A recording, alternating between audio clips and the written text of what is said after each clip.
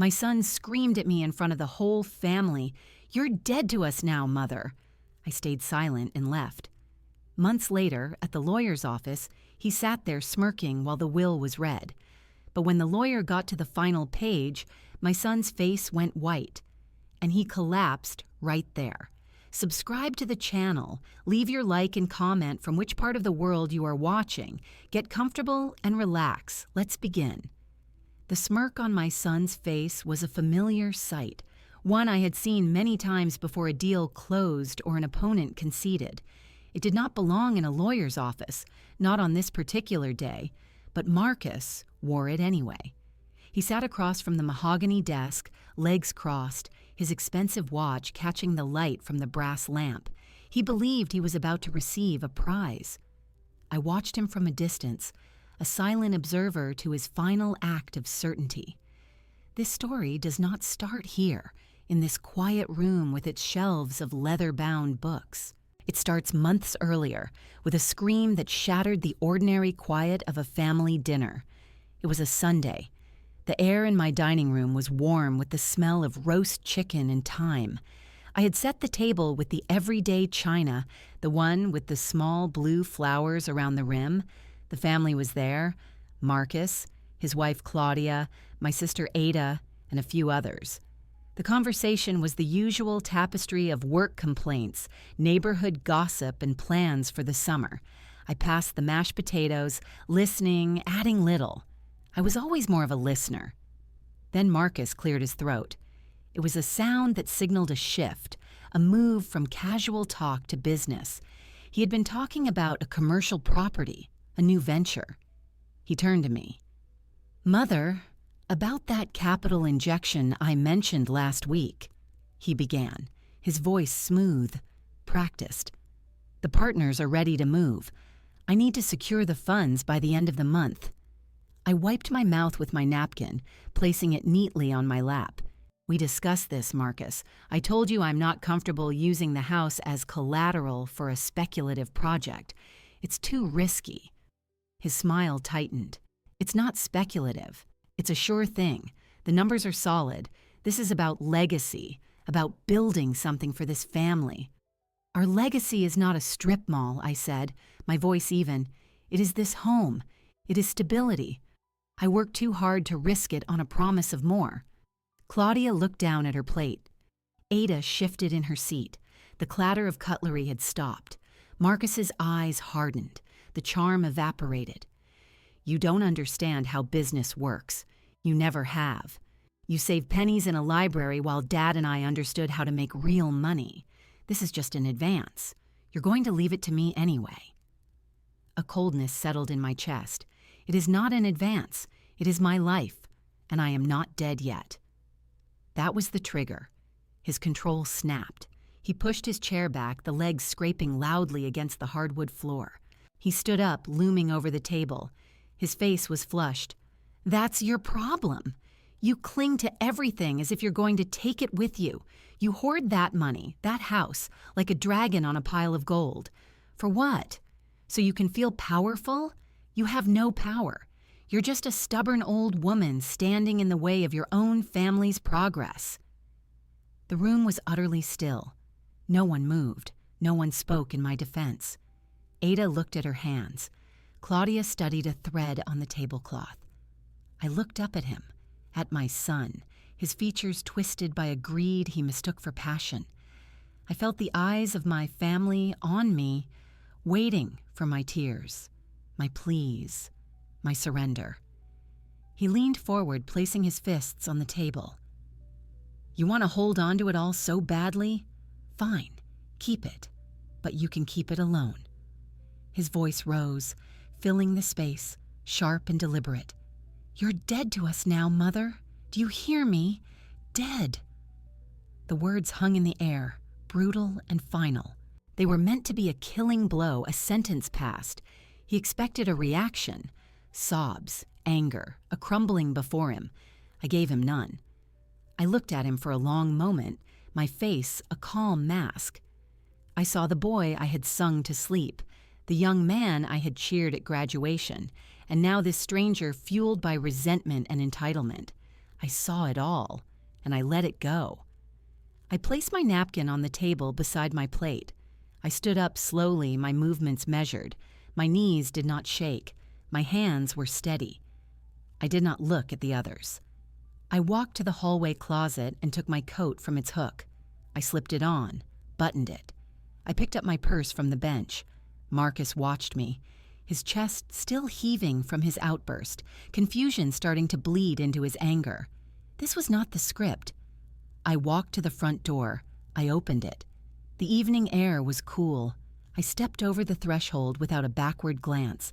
I pulled the door closed behind me. The sound it made was not a slam, but a soft, definitive click. It was the sound of a page turning. I walked down the path to my car. I did not cry. I started the engine and drove the familiar streets toward my house. My mind was not a whirl of pain, but a chamber of crystalline clarity. In that silence after the scream, a resolution had formed, cold and hard and absolute. He had declared me dead. Very well. The dead, I thought, can have the last word, but they must plan for it. And so I began to plan. The house was silent when I returned. It was always quiet, but this silence had a different quality. It was not peaceful. It was waiting. I hung my coat in the closet, placed my purse on the hall table, and went to the kitchen. I made a cup of chamomile tea, the ritual of boiling water and steeping the leaves, a familiar anchor. My hands were steady. I did not allow myself to think. Not yet. Thinking would bring the feeling, and I could not afford the feeling. I needed the clarity. I sat at the kitchen table, the same one where I had graded papers for 30 years. The streetlight outside cast a pale glow on the linoleum floor. I drank my tea. I planned my tomorrow. The library was closed on Mondays. I had the day free. I knew exactly what I would do with it. I slept for a few hours. When I woke, the sun was filtering through the blinds. It was a normal Monday morning. I rose, showered, dressed in a navy blue pantsuit I reserved for important meetings. I made breakfast, toast, an egg. I ate it while reviewing the papers I had gathered from my desk, the deed to the house, the statements from my investment account, the life insurance policy. I placed them in a leather portfolio. My movements were mechanical, precise. At 9 o'clock precisely, I picked up the landline phone. I dialed the number from memory. A receptionist answered. Carter and Associates, attorneys at law. I would like to schedule an appointment with Ms. Serena Carter, I said. My voice sounded normal to my own ears. My name is Eleanor Vance. I believe she will remember me. There was a brief pause, the click of computer keys. She has an opening at 11:30 this morning, Mrs. Vance. Will that suffice? It will, thank you. I arrived at the office building 10 minutes early. It was downtown, all glass and steel. The lobby was cool and echoed with the sound of heels on marble. I took the elevator to the 15th floor. The door to the law firm was frosted glass. I opened it. The reception area was serene, furnished in neutral tones. A young woman at the desk looked up. Mrs. Vance, right this way. Miss Carter is expecting you. She led me down a corridor to a corner office. The door was open. Serena Carter stood up from behind a large desk as I entered. She was as I remembered her, but with threads of silver in her dark hair and a sharper, more confident poise. Her eyes, always intelligent, widened slightly, then softened with what looked like genuine warmth and immediate concern. Mrs. Vance, she said, coming around the desk. She did not offer a hand, but instead gestured to the chair in front of her desk. Please sit. It's so good to see you, though I suspect this isn't a social call. It is not, Serena, I said, sitting. I placed the portfolio on my lap. Thank you for seeing me on short notice. Of course, you were my most formidable teacher. I owe you for my reading comprehension skills, which are rather essential in this line of work. She smiled slightly as she returned to her seat, her demeanor professional but open. How can I help you? I looked at her directly. I need to revise my will completely. I have a previous version on file with another firm. I am terminating their services. I wish for you to handle it. Serena nodded, opening a notebook. That's straightforward enough. Do you have a list of beneficiaries and bequests in mind? I have a concept, I said. I opened the portfolio and slid the financial documents across the desk to her. The estate consists of the house, which is fully paid for, these investment accounts, and a few personal effects of modest monetary value. The total is not enormous, but it is substantial. She glanced at the papers, her lawyer's mind already categorizing. I see. And how would you like it distributed? I took a breath. This was the moment the plan left my mind and entered the world. I want it to be a lesson. Serena's pen stilled. She looked up from the papers, meeting my gaze. Her expression was neutral, but her eyes were alert. A lesson. My son, Marcus, has publicly disowned me. He did so last night in front of the family. He believes this house and this money are his by right. He believes my role is to fund his ambitions and then disappear. My voice was flat, stating facts. I intend to show him he is wrong. There was a long silence. Serena leaned back in her chair, steepling her fingers. I am very sorry to hear that, Mrs. Vance. Truly. She paused, choosing her words. The courts generally frown on wills designed purely as instruments of spite. They can be challenged successfully. I am not interested in spite, I said. I am interested in justice and in legacy. The money is not the point. The point is the condition. A conditional bequest, she said, nodding slowly. That is more legally sound.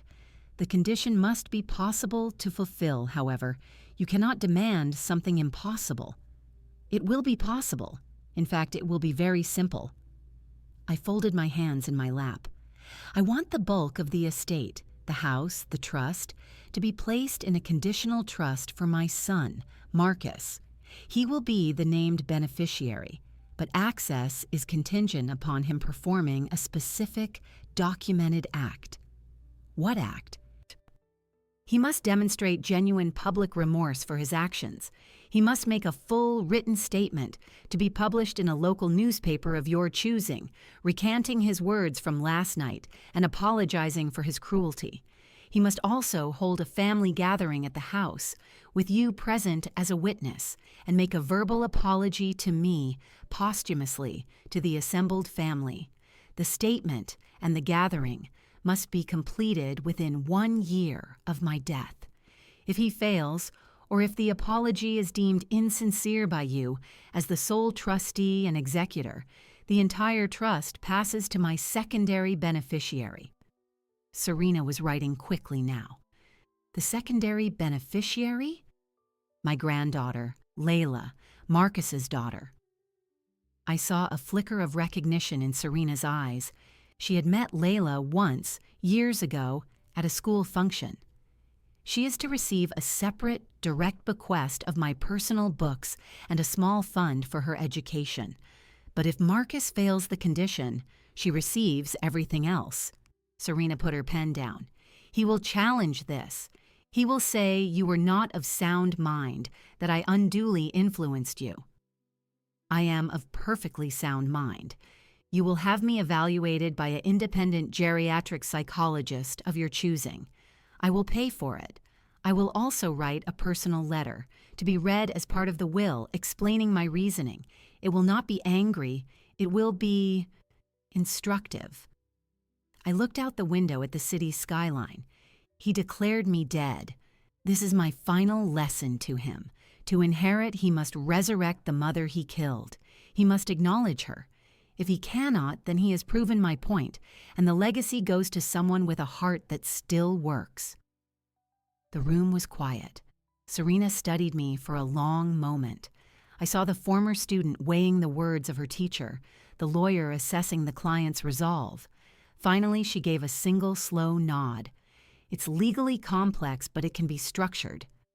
The conditional trust with a sincerity clause is unusual, but as the sole trustee, I have broad discretion. The psychological evaluation is a very good idea. It fortifies your position. She paused. He will be very angry, Mrs. Vance. I know, I said. I felt a strange calm. But he was already angry. Now his anger will have a purpose. It will teach him the cost of things he thought were free. Serena picked up her pen again. Then let's begin. We'll need to detail every asset, draft the trust documents, and schedule that evaluation. She offered a small professional smile. I have to say, it's the most intellectually compelling estate plan I've been asked to draft in years. Good, I said. I opened my portfolio wider, ready to work. The silent resolution was over. The mechanism was now in motion. The paperwork with Serena was signed and notarized. The independent psychologist, a brisk woman with kind eyes, asked me a series of questions about current events, performed some memory tests, and had me draw a clock. She concluded I was of entirely sound mind, perhaps unusually focused. The machinery of my final act was now self-sufficient, requiring only my eventual death to engage. In the weeks that followed, the quiet of my house felt different. It was no longer waiting. It was settled. And in that settled silence, the past began to surface, not as a flood of emotion, but as a series of clear, instructive slides. I saw the foundations. It was a Saturday, and I was in the attic looking for a particular photo album. I opened a cardboard box labeled Marcus School Years. Inside were report cards, clay figurines hardened and cracked, construction paper cards. Beneath them, I found a sweater. It was navy blue, hand-knitted, slightly lumpy in places. I held it up. It was small, a child's size. I had made it for his 10th birthday.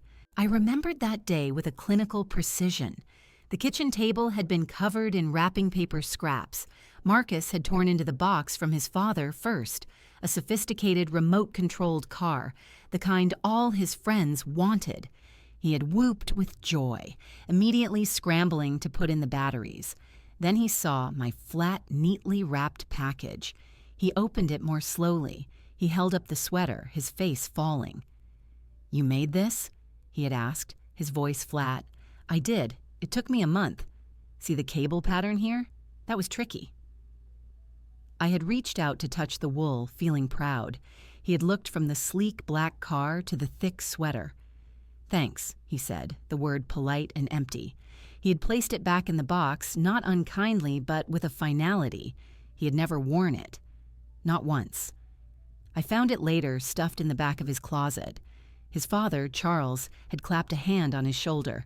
"Don't worry, champ, the car is more fun anyway. Your mother's heart is in the right place." That was the first lesson I failed to correct. Charles was not a cruel man. He was a provider. He believed love was demonstrated through objects, through the tangible evidence of success. A homemade sweater was a sign of having too much time, not enough money. The car was a sign of progress. I argued that the time was the point, the care was the value. He would smile indulgently. "He's a boy, Ellie. He wants what the other boys have. There's no shame in that." The memories progressed, each one a brick in a wall. Marcus at 13 boasting about the brand of his new sneakers, comparing them to a classmate's less expensive pair. Charles had laughed, a rumble of approval. "That's my son, knows quality." I had said, "He knows price. That's different." Marcus at 16 getting his first job at a grocery store. He came home with his first paycheck, thrilled by the number on the paper. A week later, he was complaining about the work, about the customers. Charles had said, "The work isn't important. The check is. You stick it out for the check." The lesson was absorbed. Endure the source for the product. The product was all that mattered. The most vivid slide was from his senior year of high school. Charles had traded in his sedan for a luxury SUV. It was silver with leather seats that smelled new. He brought Marcus to the driveway to see it.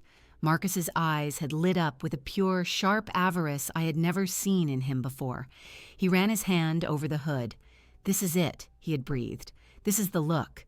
"You work hard, you get the rewards," Charles had said, handing him the keys. "Take it for a spin. Feel what real success feels like." I stood on the porch, watching them. When Marcus returned, his face was flushed with excitement. He talked about the horsepower, the sound system, the respect it would command in the school parking lot. I waited for a quiet moment later. It's a fine car, Marcus. But a car is just a tool. It gets you from place to place. Your character is what people should respect. He had looked at me with a patience that bordered on pity. Mom, come on. Nobody sees your character from across the street. They see this. He patted the roof of the SUV. This tells them who you are. This gets you the meeting, the deal, the respect. You and Dad just have different understandings of how the world works. Charles had heard this from the doorway. He didn't contradict him. He just nodded, a faint smile on his face. It was the day I realized I was fighting a tide with a teaspoon. My son was learning a different language, one where nouns were only things with price tags and verbs were only transactions. Love was a line of credit. Respect was a dividend. I placed the small sweater back in the box and closed the flaps. I did not feel a sharp grief. I felt a cold confirmation. The man who screamed at me at the dinner table was not a sudden aberration. He was a finished product, assembled over decades with parts I had tried to reject, but which his father had consistently lovingly supplied. The seeds of that smirk in the lawyer's office were planted in that driveway, watered by every indulgent laugh, every correction unspoken. I carried the box back down to the living room. I did not put it away. I set it by the door for donation. There was no use in sentiment for a past that had engineered this present. The clarity was brutal, but it was clean. It meant my plan was not an act of malice sprung from a single night. It was a final, long overdue correction to a curriculum that had gone unchallenged for too long. He had been taught the cost of everything. Soon he would learn the value of what he had thrown away, and the lesson would be priced exactly at the worth of his inheritance. The donation box was collected on Tuesday. On Wednesday morning, my phone vibrated with a text. It was from Layla. We had a system. She used a messaging app I had installed on a simple smartphone for this purpose only. Her father did not monitor it. Greenhouse today, 1 p.m.? I have news about my portfolio review. I typed back, yes, usual bench. The botanical garden was our neutral ground. It was public, beautiful, and held no history for our family. Marcus would never think to look for either of us there. I arrived first, as I always did. I bought 2 bottles of water from the kiosk and sat on a wooden bench tucked beside a display of vibrant orchids. The air was humid and carried the scent of damp soil and greenery. I watched people walk by, couples, students with sketch pads, elderly visitors moving slowly along the paths.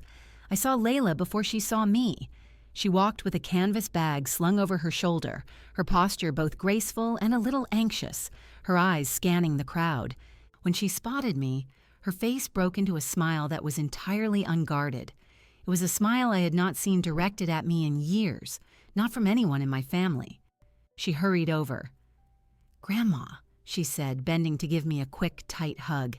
She smelled of linseed oil and graphite. She sat beside me, dropping her bag. "You look well." "I am well," I said, handing her a water. "You look tired, but in a productive way." She laughed, twisting the cap off the bottle. "Is there any other kind? The portfolio review was yesterday. It was intense." "Tell me." And she did. She spoke in a rush, her hands moving as she described the professor's critiques, the good feedback on her use of light, the pointed questions about the thematic consistency of her series. She talked about technical problems with a particular shade of acrylic, about a classmate's inspiring sculpture. I listened. I asked questions. "What did you decide about the varnish? How will you address the consistency issue?" This was our language. It was not about cost or value. It was about process and meaning. After 10 minutes, she slowed down, took a long drink. She looked at me, her expression growing more serious. "I heard about the dinner. At Dad's." I nodded slowly. "I assumed you would." "Mom called me, all in a fuss. She said Dad was just stressed, that you provoked him by being stubborn about money." Layla's eyes searched mine. "I know that's not true, or it's not the whole truth." What is the whole truth, Layla? She looked down at her hands, smudged with faint traces of charcoal. The whole truth is that Dad sees people as instruments. Even you. He wanted something, and you were supposed to provide it. When you didn't, you became a malfunctioning instrument. He doesn't know how to relate to you as a person. She said it without malice, a simple statement of observed fact. Her clarity was startling. That is an accurate assessment, I said. Are you okay? The question was direct, and her concern was real. I am not harmed, I said. It was the most honest answer I could give. I am repositioned. She nodded as if she understood. We sat in silence for a moment, listening to the trickle of a nearby fountain. He told me not to contact you, she said quietly. He said you were toxic and we needed to present a unified front. And yet you are here. She met my gaze. I'm 22. I make my own choices about who is in my life. You've never asked me for anything, Grandma. You just ask me about my work. You see me. He never does. He sees a potential lawyer or a banker or a disappointment. He doesn't see Layla. I felt a tightness in my chest, but it was not pain. It was validation. Here, in this humid greenhouse, was the living proof that not all the seeds had fallen on barren ground. I see you, I confirmed, and your work is important, not because it will make money, but because it is yours. It is a record of how you see the world. That has inherent value. She smiled a little sadly. You sound like one of my professors, the good one. I will take that as a compliment. I paused. You should follow your father's directive, Layla, for your own peace. Our meetings can be a risk for you. She shook her head firmly. No, this is my choice. I need this. I need someone who doesn't have an agenda for my life. She reached into her bag and pulled out a small sketchbook. I did this for you. It's not finished, but I wanted you to have it. She handed it to me. I opened it. On the page was a detailed pencil drawing of my hands, holding a book. She had captured the veins, the wrinkles, the specific way my thumb rested on the page. It was not a sentimentalized portrait. It was observant, respectful, true. It is exceptional, I said, my voice even. The attention to detail is remarkable. I drew it from memory, she said. From last time we had tea at your house. I closed the sketchbook and held it. Thank you. This is a real gift. We talked for another half hour about safer topics, an exhibition she wanted to see, a book I was reading. When it was time to go, she hugged me again. Be careful, Grandma. You as well, Layla. I watched her walk away, blending into the crowd of visitors. I looked down at the sketchbook in my hands. This was what I was protecting. This was the future that understood the past. Marcus saw an estate to be claimed. Layla saw a pair of hands that had held stories, that had shaped clay, that had planted roses. One saw an asset. The other saw a person. I placed the sketchbook in my own bag. The meeting had served its purpose. It had reminded me that the heart of my plan was not revenge, but preservation. I was not just cutting Marcus out. I was ensuring that the true, quiet legacy of care and observation had a place to land. The money and the house were just the container. Layla was the content. As I walked back to my car through the sun-dappled paths, I felt the cold resolve within me warm, just a degree, by the certainty that I had chosen correctly. The foundation of greed was solid in my son. But a different foundation, one of simple, authentic connection, was being laid elsewhere, and it would bear the weight of what was to come. The weeks after my meeting with Layla settled into a new rhythm. The world outside my home was not silent. Marcus had a story to tell, and he told it.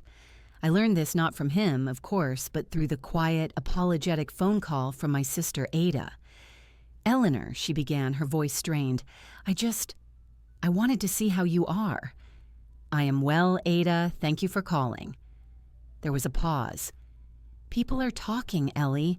Marcus is saying you've become irrational, that you're hoarding assets out of spite, that you're trying to punish him for his success. He says you refused to help with a surefire investment that would have helped the whole family. I see, I said. And what do you say? Another, longer pause. It's difficult. He's my nephew. He's very convincing. He says you walked out on everyone. I did walk out, I said. After he told me I was dead to him, in front of you. Do you remember that part, Ada? The silence on the line was answer enough. She remembered. She had simply chosen to edit it from the official narrative for the sake of peace. He was angry, Ellie. He didn't mean it. He said it. The words have meaning. Thank you for your call. I hung up gently. I felt no anger toward Ada. She was a woman who conflated peace with silence. She was not an ally, but she was not an active enemy. She was a weather vane, turning with the prevailing wind. Currently, the wind blew from Marcus's direction. The next day, Serena called. It was our scheduled monthly update. The trust documents are finalized and filed, she said, her tone all business. Everything is in order. How are you holding up? Adequately. My son is conducting a publicity campaign. I am cast as the miserly villain. I've heard whispers, Serena admitted. A colleague mentioned a difficult family probate case on the horizon. I didn't confirm it was mine. It doesn't matter. The documents are ironclad, and the psychological evaluation is a bulletproof shield. Let him talk. It only documents his character. That is my thinking as well, I said. There is one thing, she said, her voice dropping slightly. He has retained a lawyer, a man named Durand. He's known for aggressive probate litigation. He's already made an informal inquiry to the Bar Association about me, suggesting a potential conflict of interest due to our past student-teacher relationship. Is it a conflict? No, it was decades ago, and there is no ongoing relationship that prejudices your interests. If anything, my respect for you ensures I will execute your wishes precisely. I've already sent the bar a formal response. It's a tactic. He's scouting the field. He expects you to be intimidated. I am not, I said. I know, Serena replied. That's what makes this so satisfying from a professional standpoint. He's playing checkers. You've designed a chessboard. After the call, I went into the backyard.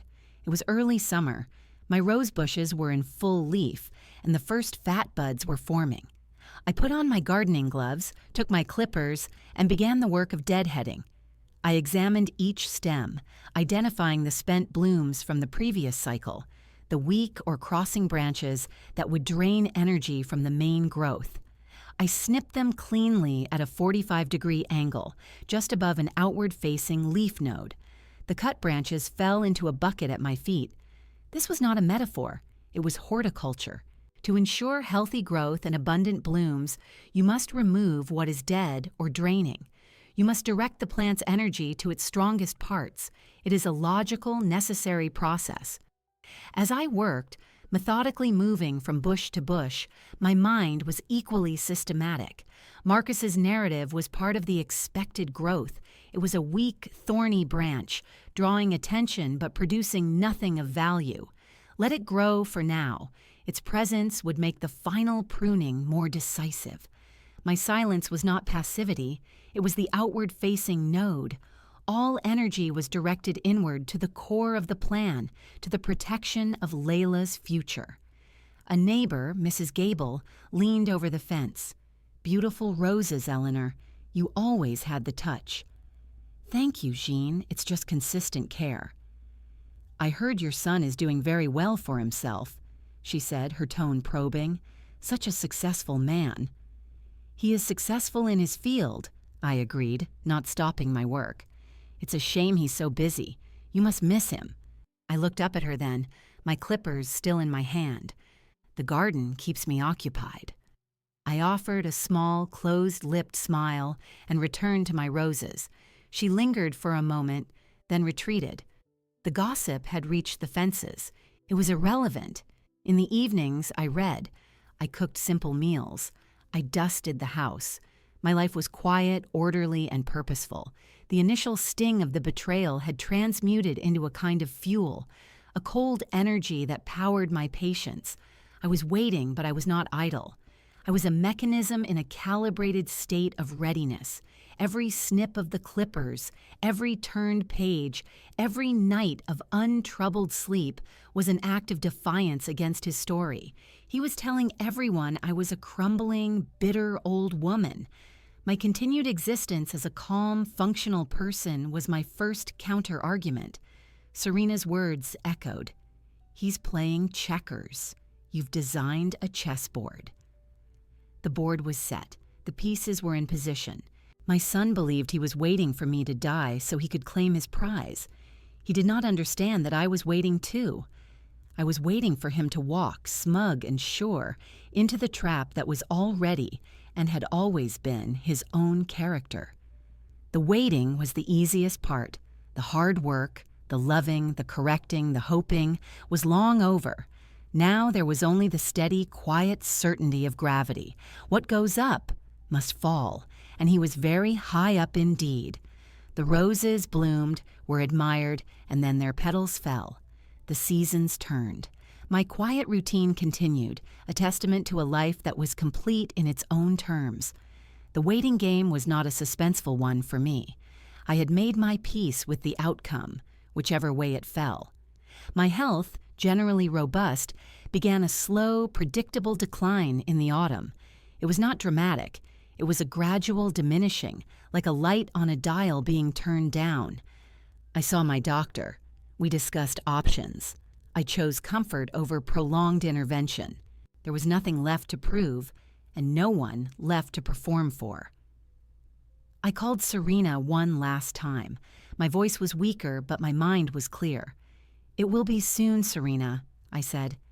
"I understand," she replied, her voice steady, but I heard the slight thickness in it. "The instructions are clear. I will execute them exactly." "I know you will, thank you." "It has been an honor, Mrs. Vance." I hung up. I wrote a short, final letter to Layla, separate from the will.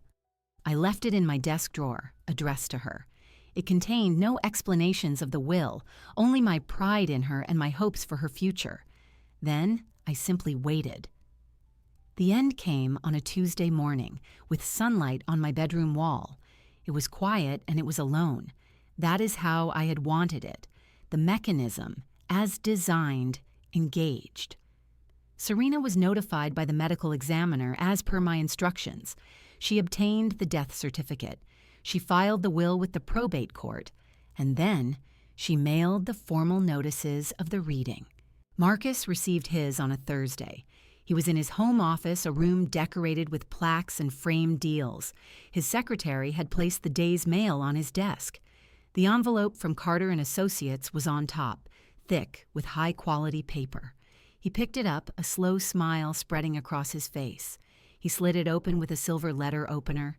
He read the formal language informing him of my passing and summoning him to the reading of the last will and testament of Eleanor Vance.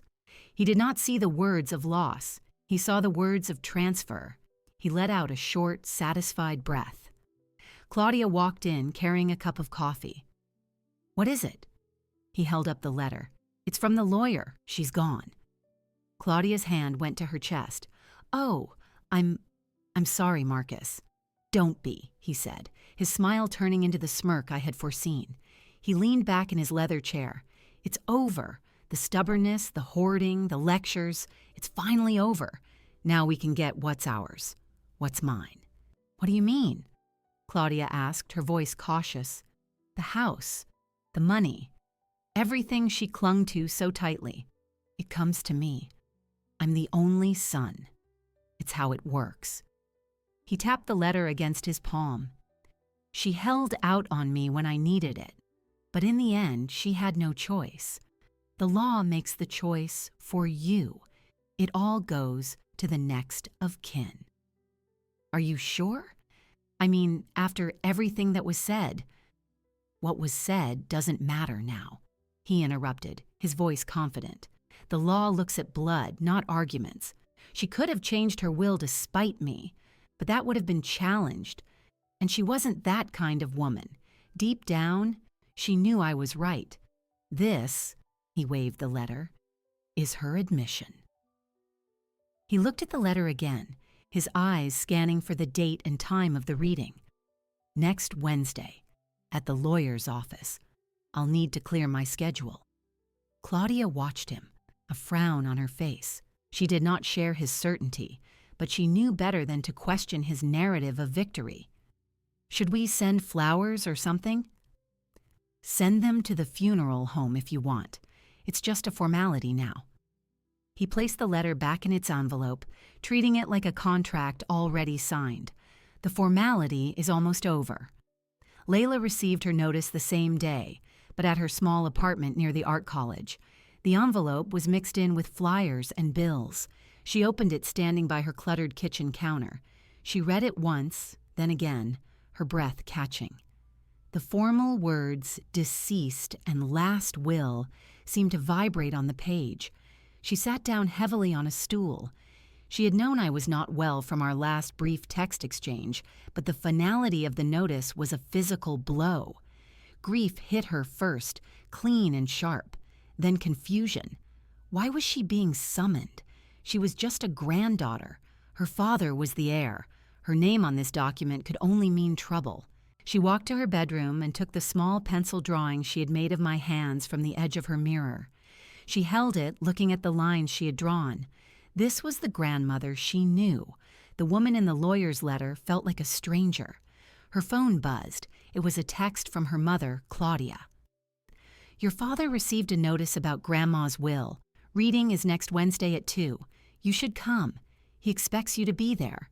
Layla stared at the message. He expects you to be there. It was not an invitation. It was a summons to witness his triumph. She felt a cold knot form in her stomach. She looked from her drawing to the formal letter. 2 different versions of the same woman. She did not know which one would be waiting for her in that lawyer's office, but the summons left her no choice. She had to go. She texted back a simple, "I'll be there." She placed the drawing back on the mirror, but it felt different now. It was no longer just a piece of art. It felt like a clue, or a piece of evidence for a trial she did not yet understand. The waiting was over for everyone. The next act was scheduled. The law offices of Carter and Associates were on the 15th floor. The elevator ride up was silent except for the mechanical hum.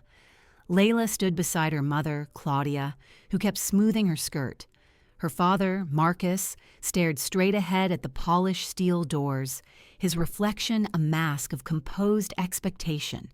He had dressed for the occasion in a charcoal suit, a tie of subdued silk. He looked like a man attending a closing, not a mother's last testament. The elevator doors opened onto a carpeted hallway. They followed the signs to the waiting area. It was already occupied. My sister Ada was there, perched on the edge of a modernist chair, her hands clasped tightly in her lap. Next to her was her son, my nephew David, who had always been more follower than instigator. Across from them sat 2 cousins from Charles's side of the family, people I saw only at weddings and funerals. They all looked up as Marcus entered. A hushed, awkward silence fell. The room was designed to intimidate and reassure simultaneously. The walls were a pale gray, the artwork abstract and expensive-looking. A large window offered a view of the city's financial district. The air was cool, scentless, and still. "Marcus?" Ada said, standing up. She offered a tentative hug, which he accepted with a brief, patting motion on her back. "I'm so sorry for your loss." "Thank you, Aunt Ada," he said, his voice carrying a practiced somberness. "It's a difficult day, but we'll get through it. She would have wanted us to be strong."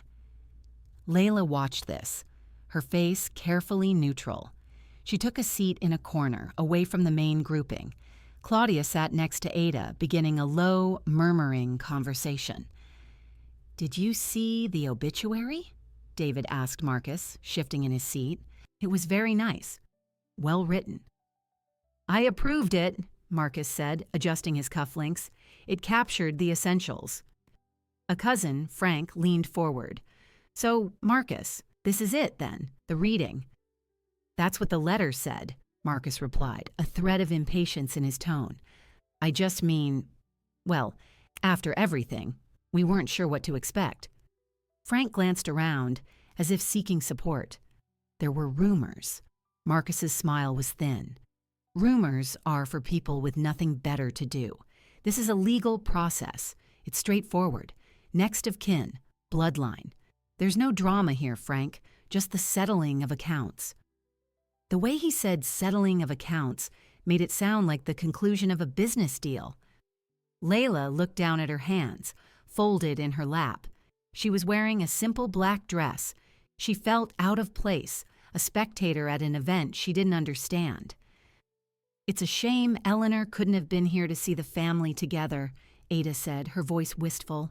She made her choice, Marcus said, the words dropping into the room like stones. She chose her path. We're here to close the book on it. Do you think she changed anything? At the end? David asked, his curiosity getting the better of him. Marcus let out a short, dismissive breath. Change it to what? Leave it to the cat? She was a creature of habit. She might have left some trinkets to Layla, he said, nodding briefly toward his daughter without really looking at her. A piece of jewelry, some old books, sentimental gestures. The substance, the estate, follows the line. It's simple logic. His confidence was a physical presence in the room, pushing against the low-grade anxiety of the others. He had constructed a narrative so complete that any other outcome seemed ludicrous. They began to relax into it, accepting his certainty as their own. The conversation turned to practical matters.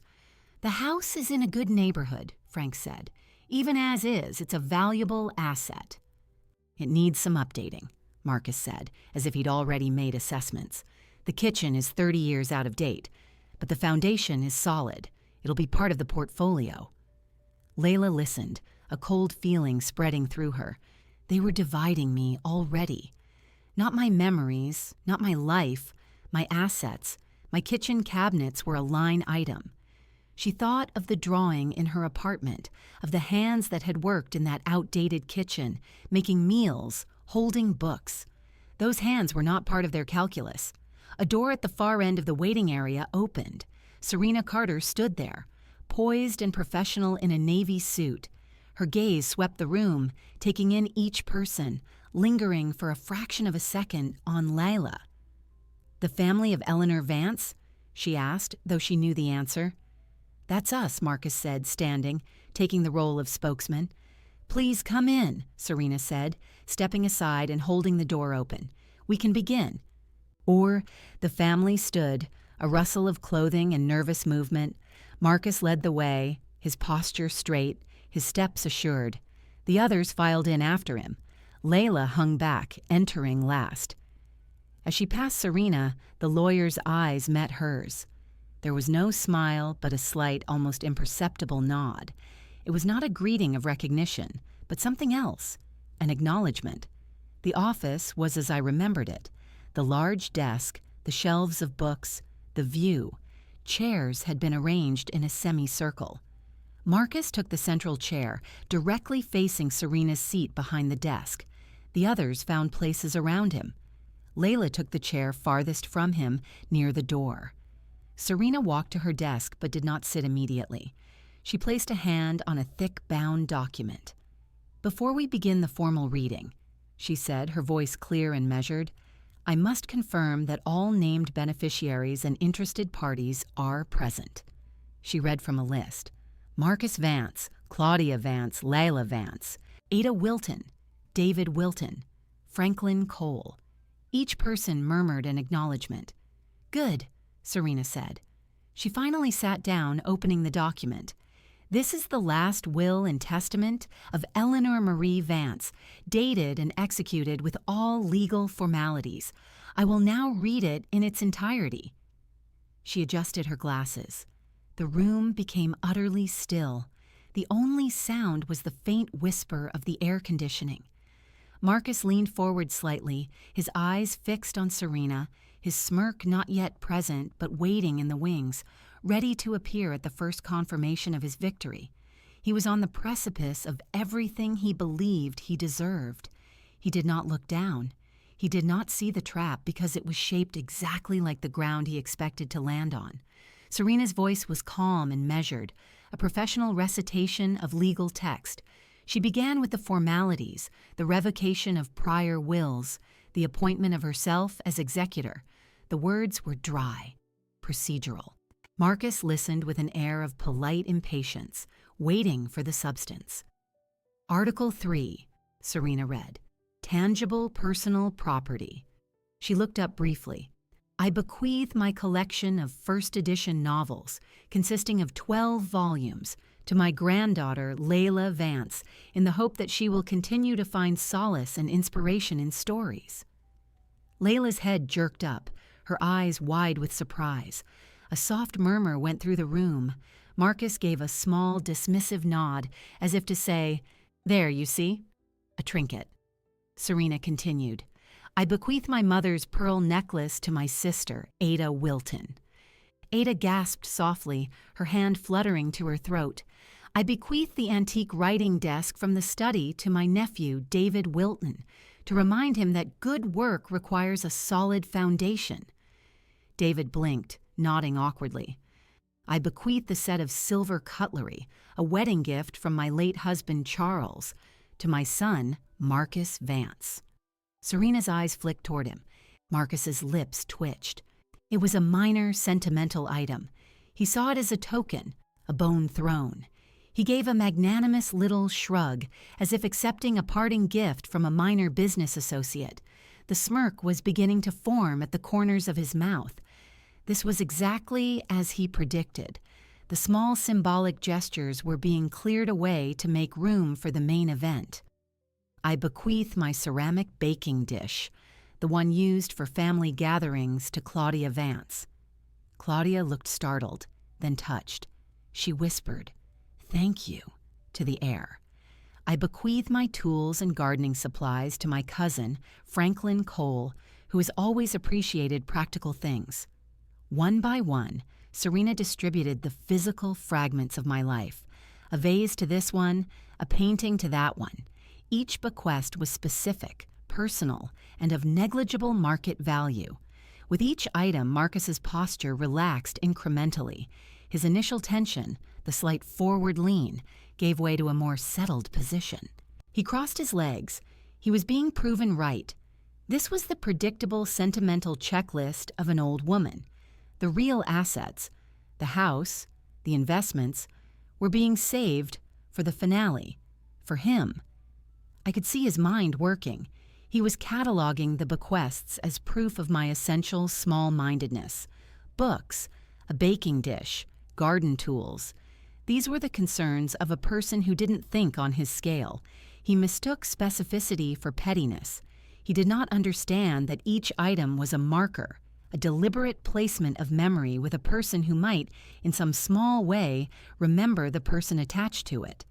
For him, it was just clutter being cleared from the warehouse. Serena turned a page. Article 4, Monetary Bequests. She adjusted her glasses. I bequeath the sum of $5,000 to the City Public Library for the purchase of new books in the children's section. Marcus's eyebrows raised slightly. A charitable donation, expected. A final nod to my former profession. Tax deductible. Irrelevant. I bequeath the sum of $10,000 to my granddaughter, Layla Vance, to be used for her art education or the establishment of her professional practice. This was a larger sum. Marcus's head turned slightly toward Layla, his expression unreadable. It was more than a trinket, but still, in the context of a full estate, it was a stipend, a nice gesture to the artsy granddaughter. He could afford to be generous in his mind. He gave a slow, almost imperceptible nod, as if granting his permission for this diversion of funds. Layla had gone very still, her hands clenched in her lap. The amount was significant to her, a life-changing sum for her goals, but in this room, it was treated as a sidebar. All remaining debts, taxes, and administrative expenses are to be paid from the residual estate, Serena read, her voice never wavering. Now Marcus's attention sharpened, his legs uncrossed. He leaned forward again just a little. This was the preamble to the transfer, the residual estate. That was the house. That was the portfolio. The small talk was over. The lawyer was moving to the main clause. Serena turned another page. The sound of the paper was loud in the quiet room. She took a sip of water from a glass on her desk. It was a deliberate pause, a lawyer's technique to ensure attention. Article 5, Disposition of Residual Estate. She looked out at the family, her gaze resting for a moment on Marcus, then on Layla, then back to the document. The rest, residue and remainder of my estate, both real and personal, of every kind and description and wherever located, which I may own or have the right to dispose of at my death, I give, devise, and bequeath as follows. Marcus's breath was held. His smirk was fully present now, a quiet triumph etched into his face. He glanced at Claudia, sharing a look of imminent victory. He had won. The stubborn old woman had, in the end, followed the script. The assets were flowing down the bloodline. He was about to hear his name. Serena's voice remained clear, devoid of drama. This residual estate shall be placed into a testamentary trust, to be known as the Vance Legacy Trust. A trust. Marcus's eyes narrowed for a second, then cleared. Fine. A trust was still control. It was still his. He was the beneficiary. It was probably a tax vehicle. His lawyer, Durand, could manage it. The primary beneficiary of this trust is named herein. Serena's finger traced the line of text. She was drawing it out, not for theatricality, but for legal precision. Every word mattered. Marcus sat up straighter, ready to hear his own name recited in this formal, binding space. He was ready to accept his inheritance. He was ready to finally, definitively win. Serena's finger rested on the line. She read the name. My son, Marcus Vance. A wave of palpable relief, almost a collective exhalation, passed through the room. Ada nodded, as if a difficult question had been correctly answered. David looked at Marcus with renewed respect. Marcus's smirk deepened to a full, satisfied smile. He leaned back in his chair, the tension finally leaving his shoulders. He had won. The name was his. The trust was his. The assets were his. But Serena did not stop reading. She continued, her voice still even. The terms of the Vance Legacy Trust are as follows. Marcus's smile didn't fade, but it became fixed, attentive to the procedural details. The trustee, Serena Carter, shall hold the assets in trust.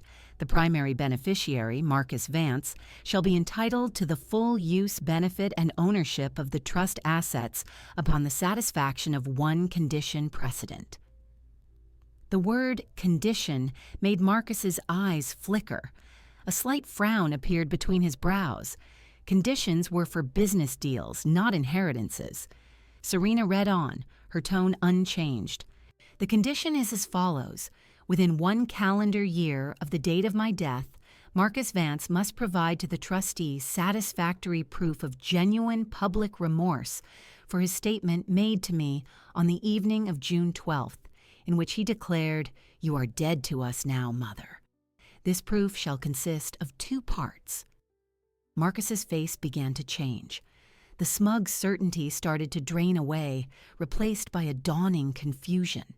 He sat up straighter, his hands gripping the arms of his chair. Part 1, Serena continued, as if listing items in an inventory, a written statement of apology, composed by Marcus Vance, recanting the aforementioned declaration and expressing remorse for its cruelty. This statement must be published as a paid public notice in the classified section of the City Herald for 3 consecutive weeks. A sharp intake of breath came from Claudia. Ada's hand flew to her mouth. Marcus's face was now pale, his eyes wide and locked on Serena. Part 2, Serena said, her voice cutting through the growing tension. A formal gathering of the family members present on June 12th to be held at my primary residence. At this gathering, Marcus Vance must read the written statement aloud and deliver a verbal apology for his actions. The trustee must be present to witness this act and certify its sincerity. The room was utterly silent, frozen. Marcus looked as if he had been physically struck. His mouth opened slightly, but no sound came out. Serena turned the page. Attached to this clause, and incorporated herein by reference, is a personal letter from the testator, Eleanor Vance, to be read as part of this document. She cleared her throat slightly and began to read my words. To my son, Marcus, you declared me dead. You believe that ended the conversation. It did not. It merely changed the terms. You were taught, by word and example, to value the price tag above the gift, the transaction above the relationship. You inherited that worldview. And so, in my final act, I have chosen to speak to you in the only language you have ever truly respected, the language of conditional assets and leveraged outcomes. The trust is real. The house, the investments, everything you coveted is held within it. It is yours. But the key is not a signature or a bloodline. The key is an apology. Not a muttered sorry, but a public, humbling, unequivocal recanting of your cruelty. You must resurrect the mother you so publicly killed. You must acknowledge her humanity, her worth beyond her utility to you. I know you, Marcus. I know the man you chose to become. Your pride is your most cherished possession. It is more valuable to you than any house. To claim this inheritance, you must mortgage that pride. You must demonstrate a capacity for remorse you do not possess. You must prove me wrong about the very core of your character. As your mother, I know you cannot do this. It is a condition you are psychologically incapable of meeting. Therefore, the trust has a secondary beneficiary. Serena's eyes lifted from the page and found Layla, who was trembling, tears streaming silently down her face.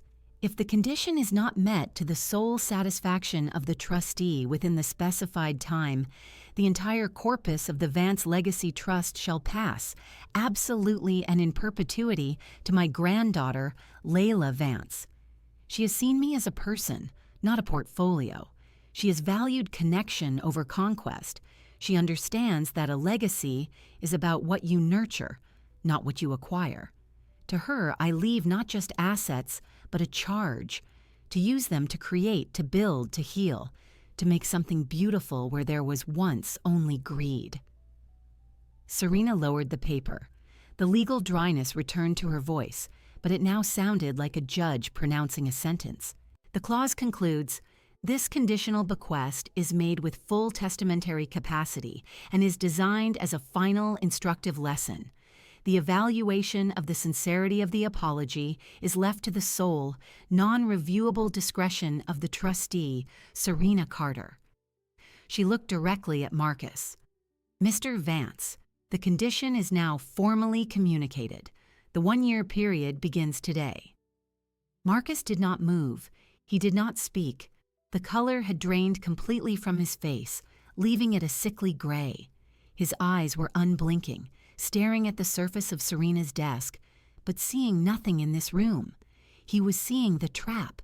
He was understanding its perfect diabolical construction. He was the primary beneficiary. The money was right there. But to touch it, he would have to perform an act of contrition that would shatter his entire identity.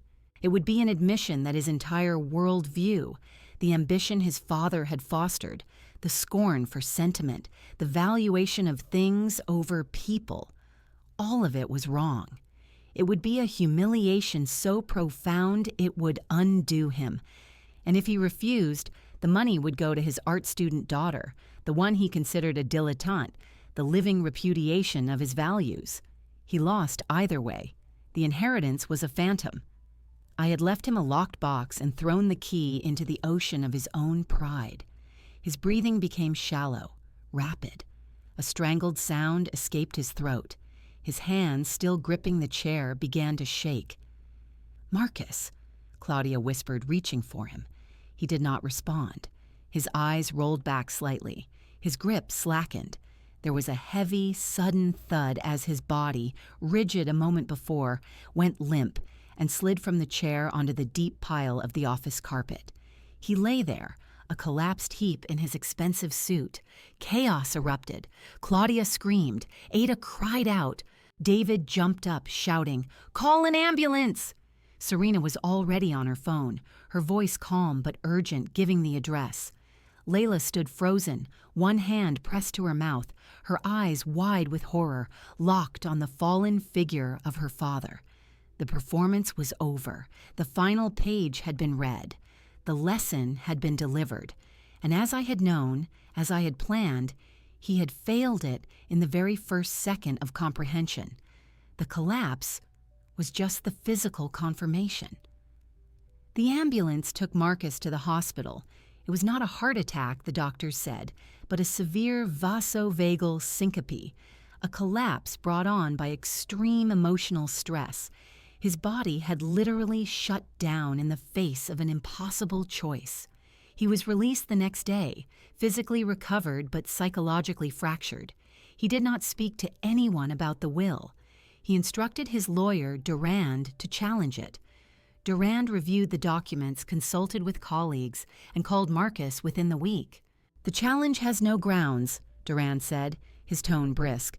"The will is ironclad. The psychological evaluation eliminates an incompetence claim. The conditional trust is unusual but legally sound, especially with the trustee given sole discretion on sincerity. She boxed you in, Marcus. If you challenge and lose, you could be liable for the estate's legal fees. My advice is to let the year run. You can decide then if you want to perform the condition."